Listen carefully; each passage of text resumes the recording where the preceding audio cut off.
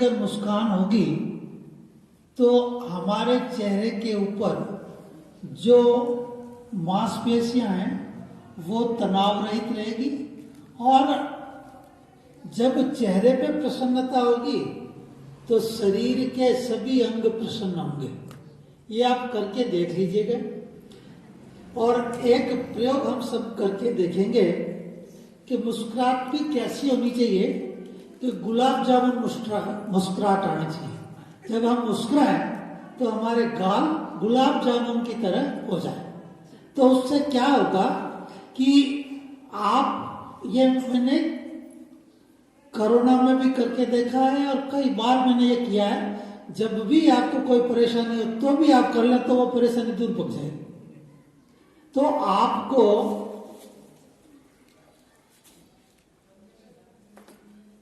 धीरे धीरे मुस्कुराहट बढ़ानी है ना। 2.5 इंच की भी होती है ना, तो आधा इंच से शुरू करें हम और उसके बाद में 30 सेकंड तक आपको मुस्कुराना है। बच्चों को भी कोई सीरियस नहीं रहेगा।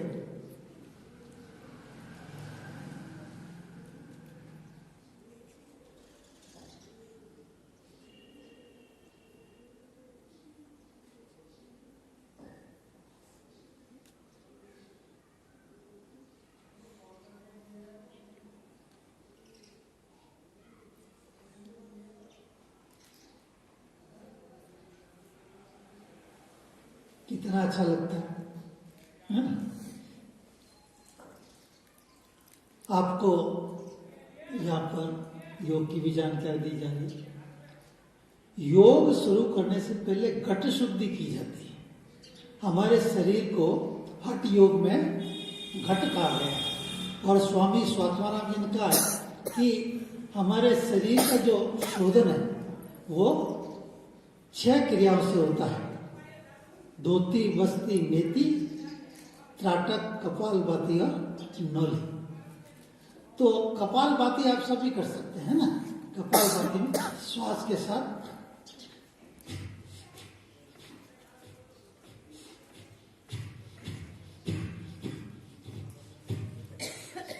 पेट की मांसपेशियां आगे पीछे होनी चाहिए, रीढ़ कम स्थिर रहनी चाहिए।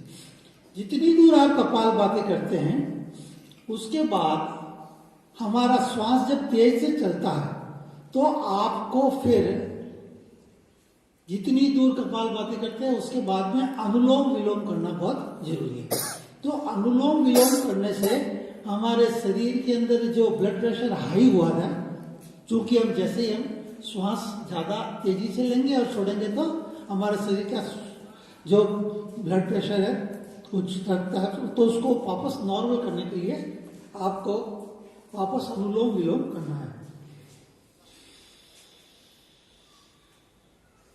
पहले बायां जो नाक है, नासा छिद्र है, उससे आपको श्वास को बाहर निकालना है।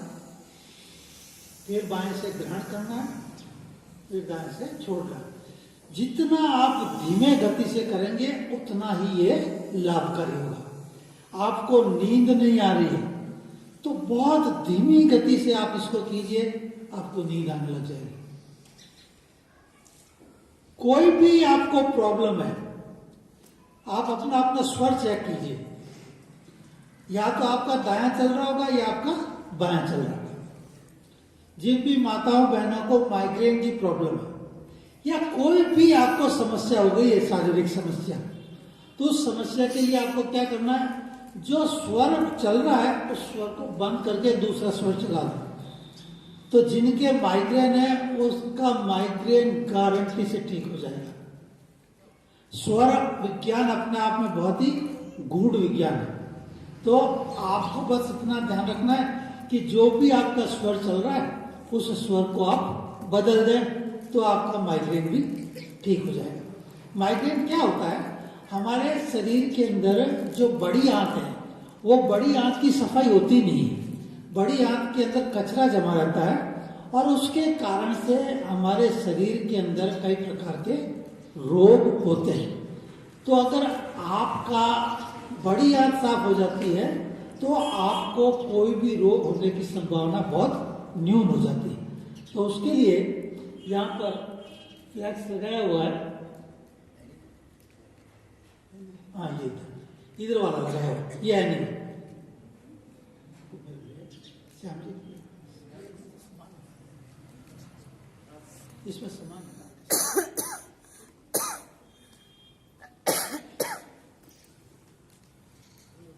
सब एनीमा की जो प्रक्रिया है, हमारे जो ऋषि मुनि थे वो तो पानी में, तालाब में खड़े होकर के गुदा द्वार से पानी को शोषण करके अपनी बड़ी हाथ को साफ कर लेते हैं। पर हमारे अंदर इतनी ताकत नहीं है, तो हमारे लिए यहाँ पर ये जो एनीमा पॉट है, इस पॉट के माध्यम से आप अपनी बड़ी हाथ को साफ कर सकते हैं।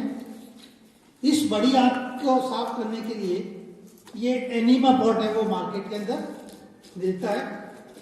और इसके अंदर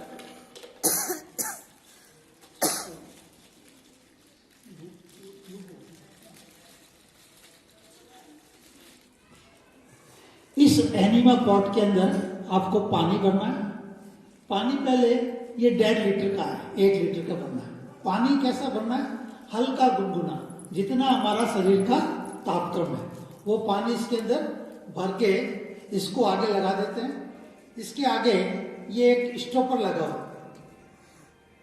इसको बंद कर देते हैं और इसको 3 फीट ऊपर लटका देते हैं। मैं जो भी बता रहा हूं वो सब मैंने मेरे ऊपर पहले अप्लाई किया, और ये सारे इसके अंदर चित्र जो फ्लैक्स है उसमें आपको ये दर्शाएंगे कि जो भी क्रिया है वो।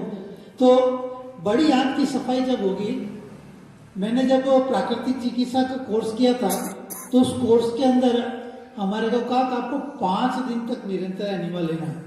तो मैं नियमित रूप से योगा करता हूँ, खाने पीने का भी, आहार विहार का ध्यान रखता हूँ।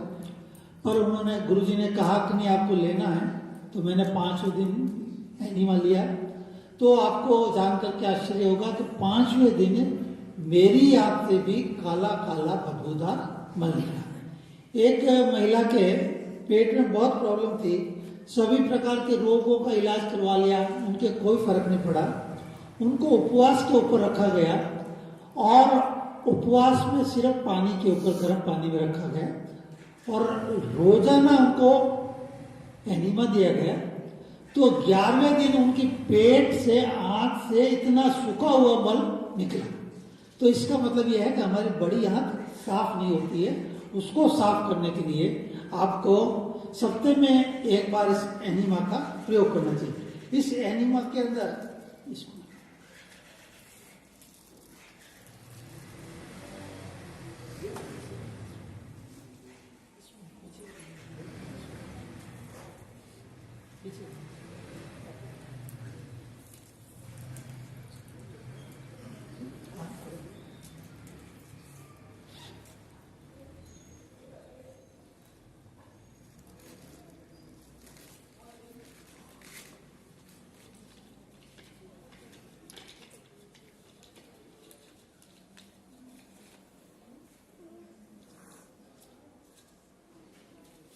ये जो बाजार से एनिमा का जो पॉट मिलता है उसके अंदर इस प्रकार की नली लगी थी। ये थोड़ी खतरनाक भी होती है। एक माताजी के इसका प्रयोग किया और प्रयोग करते समय ध्यान नहीं रखा तो ये गुदा के अंदर चला गया, जिससे उनको ऑपरेशन करके निकालना था। तो इसके लिए हम क्या करते हैं कि इसको यहाँ से काट देते हैं और काटने के बाद में ये एक 16 नंबर की कैथेटर है, वो इसके आगे इस प्रकार से लगा देते हैं। तो जिसको भी एनिमा लेना होता है, इसमें हल्का गर्म पानी भरने के पश्चात इसको 3 फीट ऊपर लटका देते हैं, इस पे स्नेक पदार्थ लगा देते हैं, तेल, वैसलीन वगैरह कोई, और उसको गुदा में प्रविष्ट करवाने के बाद में सारा पानी आंख में चला जाता है। किस प्रकार सोना है वो उसके ऊपर दिखाया गया। तो एक ये क्रिया होगी बस्ती क्रिया, जो हमारे शरीर का शोधन होता है। इसको, ये 1.5 लीटर का है, इसको आपको पहले जब प्रथम बार उसका यूज करते हैं तो आप इसमें 1 लीटर का प्रयोग करें।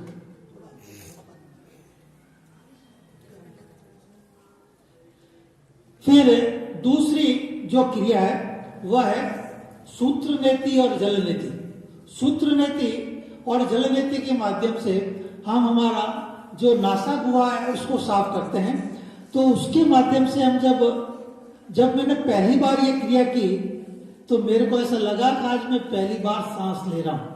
जिनको भी साइनस की प्रॉब्लम है, मैं कोटा ओपन यूनिवर्सिटी का योग काउंसलर भी हूं, तो उसमें प्रशिक्षण के दौरान एक बहन जी ने बताया कि मेरे पिताजी के साइनस का प्रॉब्लम और उनको 3 बार ऑपरेशन हुआ और चौथी बार तो डॉक्टर ने स्वयं ने कह दिया कि आप इसका इलाज जो है वो जल नीति और सूत्र नीति से ही है। तो आप सूत्र नीति और जल नीति जो है वो एक्सपर्ट की उपस्थिति में करें। यह सूत्र नीति में सूत का धागा काम लिया जाता है, पर अब जो कैथेटर का भी प्रयोग किया जाता है। जैसे सुई के अंदर धागा पिरोते हैं उस तरह से मैं इसको नाक में डाल करके गले से निकाल करके नासा गुहा साफ करता हूं। क्योंकि मेरे नियमित रूप से इसकी प्रैक्टिस है इसलिए मैं कर सकता हूं।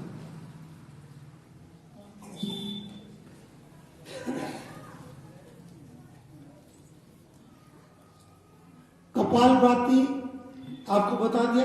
त्राटक की क्रिया सभी कर ले।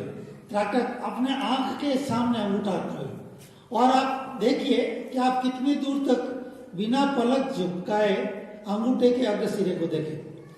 ये जो कर लेता है और लगातार इसकी प्रैक्टिस करता है तो उससे एकाग्रता शक्ति बढ़ती है, स्मरण शक्ति बढ़ती है, पढ़ने में ध्यान लगता है, याददाश्त बढ़िया हो जाती है। और इसको करते करते आपको कोई भी, आप जहां पर बैठे हैं वहां पर कोई एक बिंदु लगा दीजिए और उस बिंदु को देखते रहिए।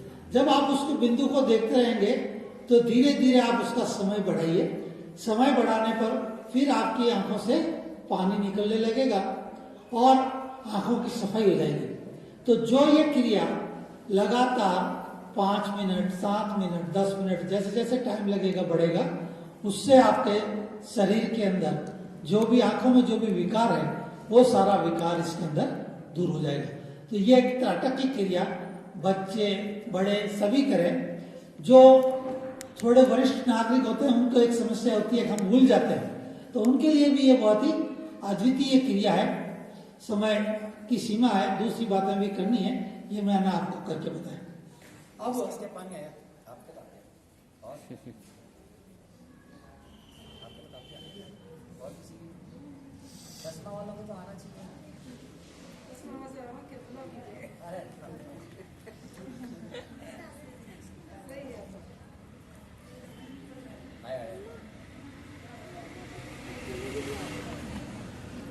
ये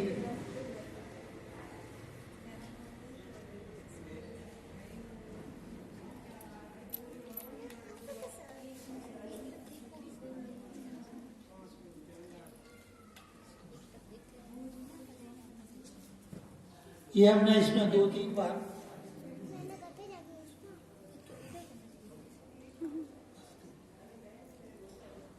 इसमें पानी को कितना गर्म रखना है, जितना हमारे हथेली के ऊपर इसको गिराएं तो ये गर्म नहीं लगना चाहिए, जलना नहीं चाहिए। तो इस पानी को आप प्रयोग करेंगे तो आपकी नासा गुहा इतनी बढ़िया साफ होगी। इसमें आपको जो दक्ष प्रशिक्षक है, जो जानकार व्यक्ति है, जो रेगुलर करता है, उसकी उपस्थिति में आपको करना है।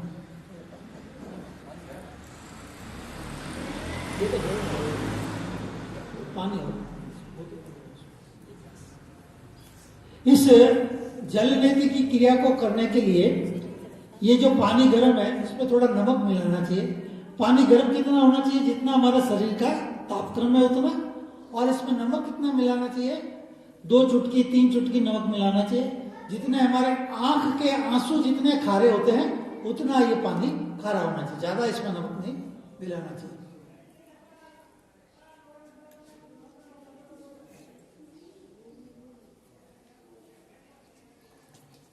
अब ये पानी है वो तापक्रम शरीर को सहने लायक हो गया।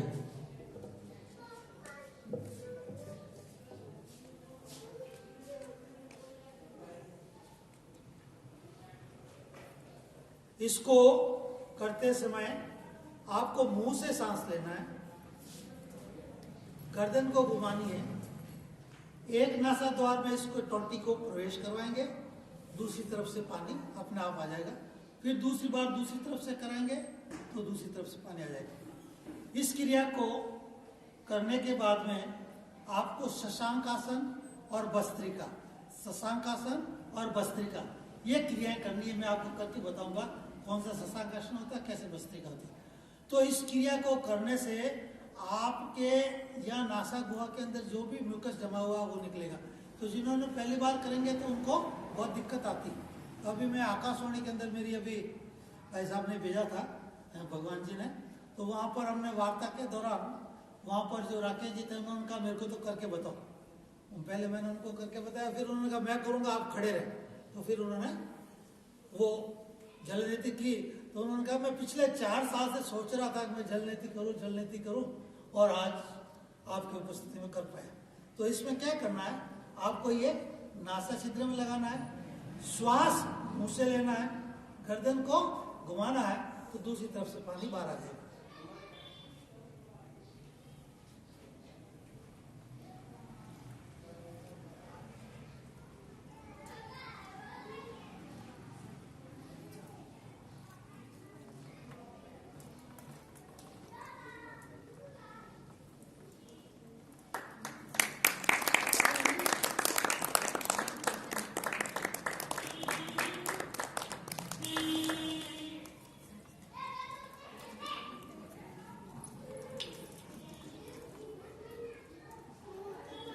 आँख, नाक, कान और मुंह, चेहरे की सफाई।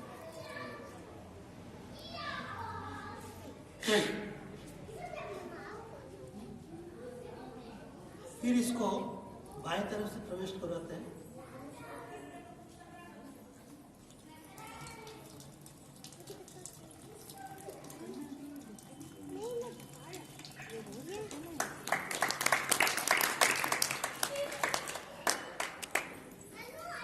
यहाँ से ही नहीं आ रहा है, इधर से होकर के पूरे ललाट से होकर के आ रहा है। इस क्रिया को करने के बाद में सबसे पहले आपको शशांक आसन में बैठना है। शशांक आसन में इस प्रकार से बैठा जाता है।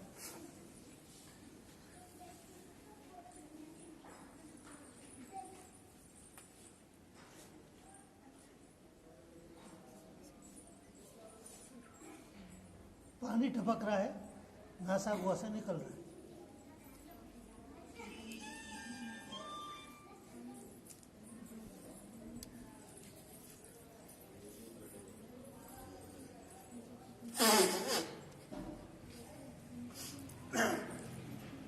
ये क्रिया करने के बाद में आपको भस्त्रिका की क्रिया करनी है।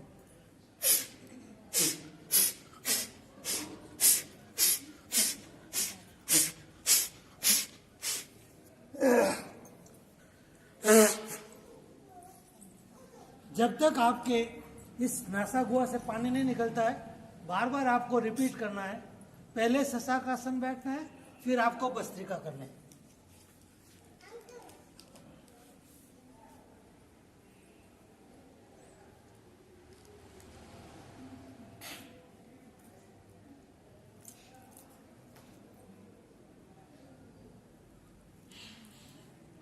पानी अंदर नहीं है, मतलब अंदर पानी नहीं है। शशांक आसन से आ जाता है, ये भस्त्रिका करेंगे तो पूरा पानी बाहर आता है। ये प्राकृतिक पंचकर्म चिकित्सा है शरीर की, तो बहुत अद्भुत है शरीर।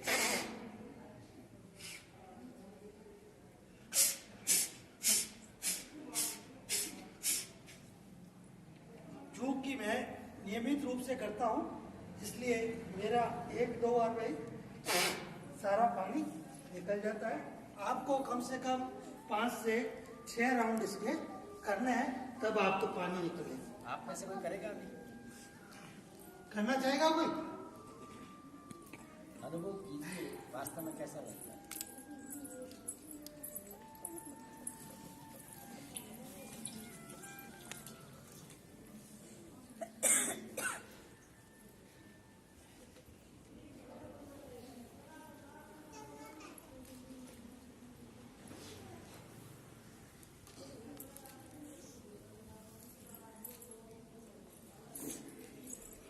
चल नहीं था पोर्ट से इस नासिका से डाल के लेफ्ट से निकालना, लेफ्ट से डाल के राइट करते हैं। अभी इसको सूत्र नीति बोलते हैं। अब ये सूत्र नीति है। सूत्र नीति में नासाद्वार में इसको प्रवेश करवाया जाएगा और फिर ये गले से बाहर निकालेंगे। और इसका मैं चूंकि नियमित अभ्यास करता हूँ तो जैसे सुई में धागा पिरोते हैं वैसे मैं पिरो लेता हूँ और इससे पूरे नासाद्वार को साफ करता हूँ।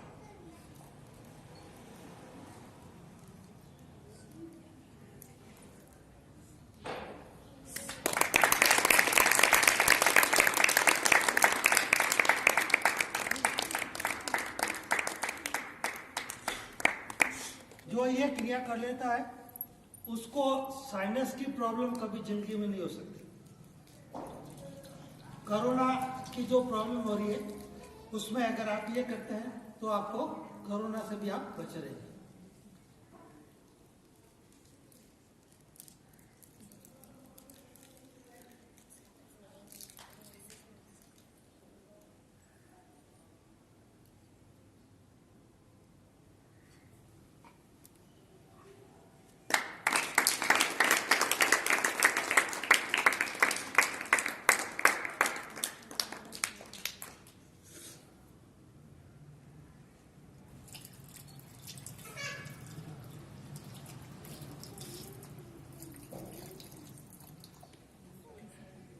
योग प्रदीपिका में शरीर की शुद्धि के लिए ये षट कर्मा है, उसमें धोती सबसे पहला पार्ट था।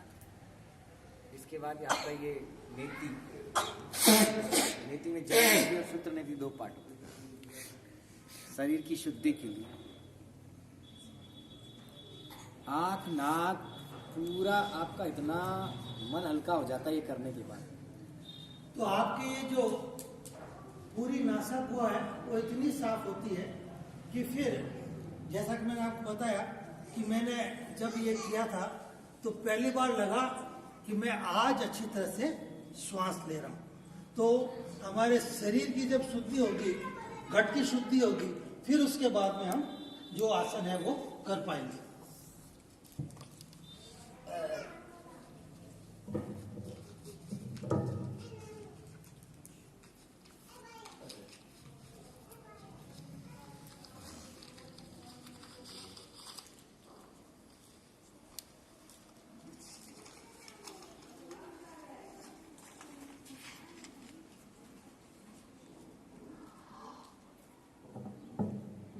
हम कोई भी वस्तु खरीदते हैं, मोटरसाइकिल खरीदते हैं, कार खरीदते हैं, तो उसका एक मैनुअल आता है कि भाई इसको आपको कैसे चलाना है और उसकी आप सर्विसिंग कराते हैं, है ना। 3000 किलोमीटर चल गया, पहले 500 किलोमीटर चला तो फिर सर्विसिंग कराई, फिर उसके बाद 1000 2000 जो दिया हुआ होता है मैनुअल उसके अनुसार सर्विसिंग कराई। हमारे को ये जो शरीर मिला है क्या इसकी भी हम सर्विसिंग करते हैं? नहीं करते। हमारे तो हमने इस शरीर को डस्टबिन बना के रखा है, जो आया मर्जी आया वो खा लिया। फिर डॉक्टर कहता है कि तुम्हारे 80% ब्लॉकेज हो गए, अब तुम ये चीजें छोड़ दो नहीं तो मर जाओगे। तब हम छोड़ेंगे, पहले नहीं सुधरेंगे। तो मेरा एक आर्टिकल लिखा हुआ है स्वस्थ कैसे रहें, वो आपको मैं रिपीट करूंगा। तो आपको हमारे जो रसोई में सभी मातृशक्ति विराजमान है ज्यादा, आप सबसे मेरा विनम्र अनुरोध है, करबद्ध अनुरोध निवेदन है कि आप अपनी किचन में से 3-4 चीजों को बदल दीजिए, तो आपके सभी परिवार के सदस्यों का स्वास्थ्य बहुत अच्छा रहेगा। जिन चीजों में रिफाइंड चीज आई हुई है, रिफाइंड नमक, रिफाइंड तेल, रिफाइंड शक्कर, इनको आप अपनी किचन से हटा दें। तो लाना क्या है, गाड़ी का तेल लाना, शक्कर की जगह गुड़ लाना, नमक आपको सेंधा काम में लेना। और 2 चीजें और है, एक है मैदा और दूसरा है तली हुई चीजें। ये सबसे ज्यादा नुकसान करती है। हमारा जो शरीर है उस शरीर के अंदर हमारे को क्षारीय पदार्थ चाहिए तो हमारा शरीर बहुत स्वस्थ रहता है, और हम उसमें क्या अम्लीय पदार्थ डालते रहते हैं, तो फिर ब्लड में भी अम्ल बढ़ जाता है, फिर वो यूरिन में भी एमडी बढ़ जाता है, यूरिक एसिड की मात्रा बढ़ जाती है और सारे रोगों का कारण बनता है। तो हम इन चीजों को हमारे किचन से चेंज कर ले तो भी हमारा स्वास्थ्य काफी सुधर जाएगा। हमारे शरीर, हमारा जो भोजन है उस भोजन के अंदर 25% अन्न होना चाहिए और 75% शाक भाजी होनी चाहिए। अभी रास्ते में आ रहा बात कर रहा था भाई साहब का, मेरे को पित्त की शिकायत है, तो लौकी जो है ना, हमारे स्वामी जी ने भी खूब इसका प्रचार प्रसार किया कि लौकी को आपको कच्चा सेवन करना है। मैं तो कम से कम 100 ग्राम तो खाता ही हूँ प्रतिदिन से। तो लौकी, आज भी मेरा जो ब्लड प्रेशर है वो 120/80 और खाना खाने के बाद मैं गुड़ खाता हूँ, तो मेरा, बाकी मैं मिठाई नहीं खाता हूँ, प्रसाद के रूप में तो जरूर लेता हूँ, तो आज भी मेरी जो शुगर है वो 80-90 के आसपास है। तो आप शरीर को स्वस्थ रखेंगे तो ये आपका साथ देगा, है ना। आटा और श्वास फिक्स है, जल्दी ज्यादा खा करके जल्दी मर जाओ, श्वास तेज चलेगी, जल्दी खत्म हो जाएगी तो जल्दी मर। श्वास को अगर आप धीमे चलाओगे, कम खाओगे, तो आप लंबे समय तक जीवित रहोगे। जो कुछ भी कह रहा हूं वो अपने अनुभव और अनुभूति के आधार पर कर रहा हूं। मैं सेवानिवृत्ति के बाद में आदर्श विद्या मंदिर से जुड़ा, तो आदर्श विद्या मंदिर केशव नगर में जो प्रधानाचार्य भोमराज जी सोनी 4 रोटी खाते थे सुबह, 4 रोटी शाम को खाते थे। उन्होंने 2 रोटी सुबह कर दी, 2 रोटी शाम को कर दी। उन्होंने कहा साहब मैं इतना अपने आप को ऊर्जावान महसूस करता हूँ कि मैं बच्चों की तरह सीढ़ियाँ चढ़ जाता हूँ। तो आधा भोजन तो हम हमारे लिए खाते हैं और आधा हम डॉक्टर्स के लिए खाते हैं। हमारे शरीर को इतनी भोजन की आवश्यकता नहीं होती।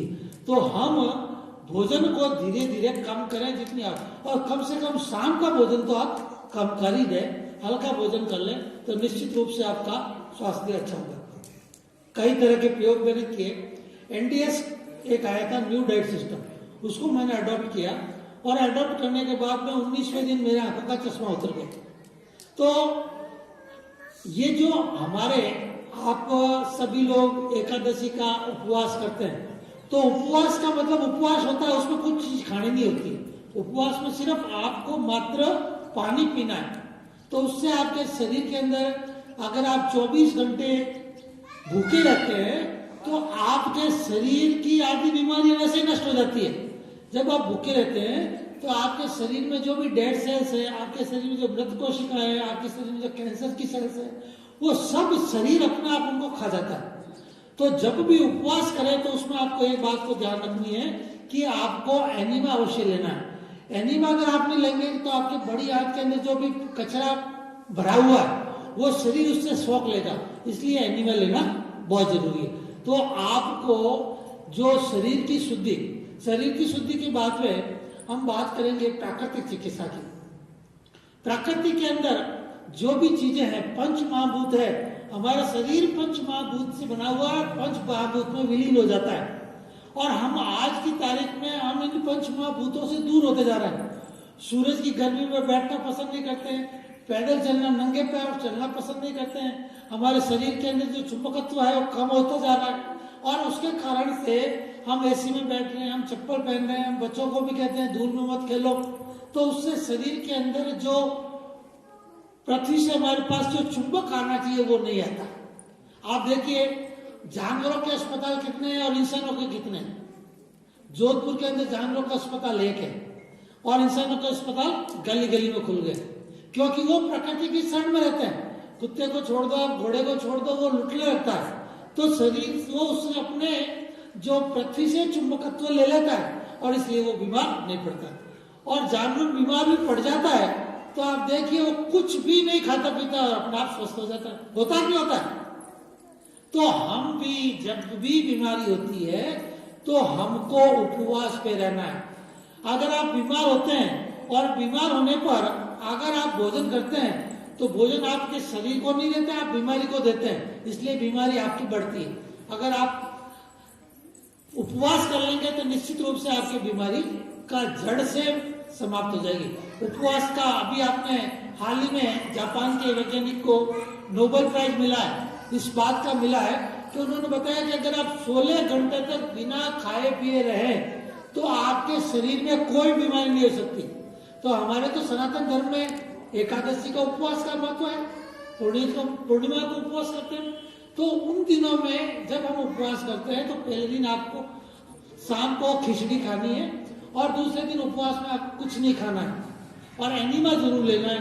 तो आपका स्वास्थ्य इतना जबरदस्त परिवर्तन आएगा जिसकी आप कल्पना नहीं करते हैं। आप यहाँ से जैन समुदाय से भी होंगे लोग, जब संथारा लेते हैं तब वो बिल्कुल जो महाराष्ट्र है वो खाना पीना छोड़ देते हैं। तो आप देखिए उनके चेहरे के ऊपर कितना ओज आ जाता है, चमक आ जाती है। तो धीरे धीरे हमारे शरीर के अंदर जो शरीर की इम्यूनिटी पावर है वो नहीं खाने से है, खाने से नहीं। तो हमको खाने की चीजों को कंट्रोल करना चाहिए। कितना हमारे शरीर की जो जितनी आवश्यकता है उतना खाना चाहिए। खाना कितना है कि हमारे आमाशय का आधा भाग भोजन के लिए, पाव भाग पानी के लिए और पाव भाग हवा के लिए। और हम क्या करते हैं, हम खाने बैठते हैं, जब तक हमको डकार नहीं आती तब तक तो हम खाते रहते हैं। और कहीं झिमड़ में चले गए फिर तो बात पूछो मत कि कितने गुलाब जामुन खाए, कितने तूने दूध पिया, कितने लस्सी पिए, सब दूसरों का कंपटीशन चलते रहते। अरे भाई माल पराया पर पेट तो घर का है ना, पर हम इसकी परवाह नहीं करते हैं। फिर दूसरे दिन बजट अजीर्ण हो जाए उसकी परवाह नहीं। तो हमको इस जीव के ऊपर बहुत लगाम देने की आवश्यकता है। अब प्राकृतिक चिकित्सा के अंदर क्या है कि 5 महाभूत है।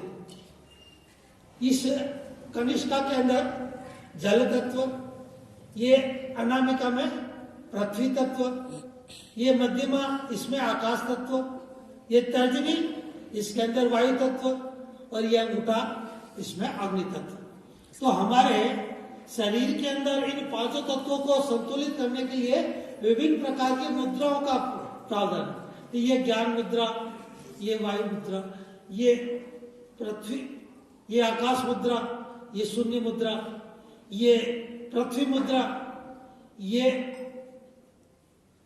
सूर्य मुद्रा, ये वरुण मुद्रा और ये इंद्र मुद्रा। तो इन मुद्राओं का भी बहुत प्रभाव है। इन मुद्राओं से हम पंच तत्वों का संतुलन करते हैं और पंच तत्वों का संतुलन करने से हमारे शरीर की कई बीमारियां गायब हो गई। मैंने इसका प्रयोग करके देखा। मैंने रात को सोते वक्त यहाँ पर टैप लगा करके सो गया। जो मुद्रा है आपको 15 मिनट से शुरू करनी है और 45 मिनट तक लगानी है। तो मुद्रा को मैंने रात को लगा करके सोया तो उस दिन मेरे को बहुत बढ़िया नींद आई। सपने तो पहले भी आते थे पर उस दिन अलग तरह के सपने आने लगे। तो हम हमारे शरीर को स्वस्थ रखने के लिए इन क्रियाओं में कुछ खर्च नहीं होता। तो एक तो आपको ज्ञान मुद्रा, जिनको भी स्मरण शक्ति बढ़ानी है, एकाग्रता बढ़ानी है, उनको